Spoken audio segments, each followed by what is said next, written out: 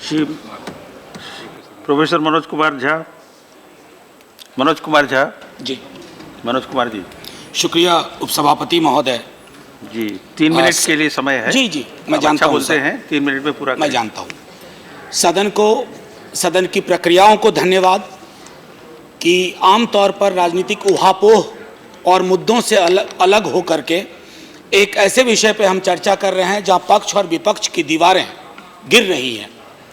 ये बहुत सुखद संकेत भी है।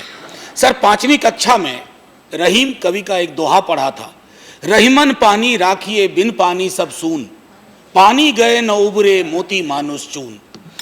तो मोती और चून की बात छोड़ दीजिए, हम सब मानुस, क्योंकि आज जो मैं चेन्नई और बुंदेलखंड में वाटर लूट की जब बात सुनता हूं तो अभी प्रतिक्रिया हम दे रहे हैं। सर, ये हमारे आने वाले वक्त की हकीकत है कि पूरे देश में शायद सिविल वॉर हो, जल को लेकर के, पानी को लेकर के, चाहे ड्रिंकिंग वाटर का मामला हो या इरिगेशन वाटर का मामला हो। सर, कई दफा एक वरिष्ठ पर्यावरणविद अनुपम मिश्र जी थे, गांधीवादी थे, उन्होंने एक किताब लिखी, आज भी खड़े हैं तालाब।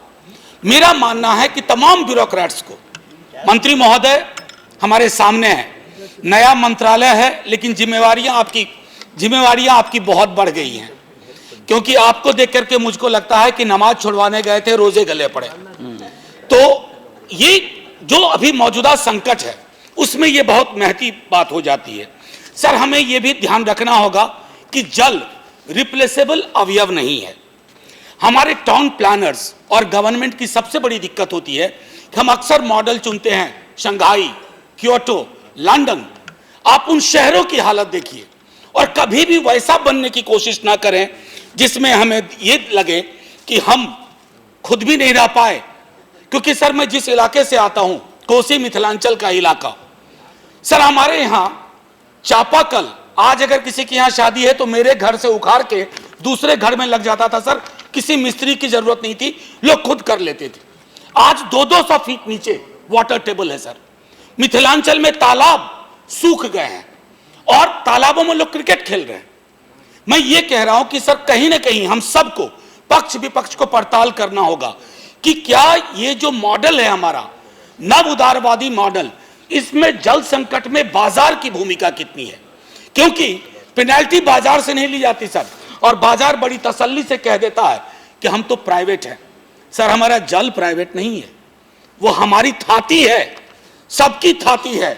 अगर उस जल का उपयोग हो रहा है और दुरुपयोग हो रहा है तो पीनल प्रोविजंस की भी जरूरत है।